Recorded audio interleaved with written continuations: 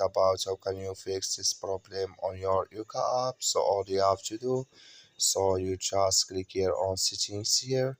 So then it's going to take you to this list, and all you have to do, just go down here. So you keep going down, then you click here on apps, then come to apps list here. In here can you're looking for Yuka app, or just click here on search, then here add Yuka app, you click on it, then it's going to take you to next step here. Just click here on force stop, then you click here on OK.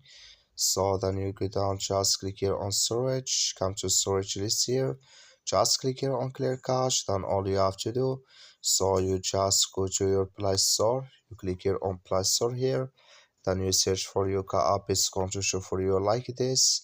You will find here update, click on it, then it's going to work with you.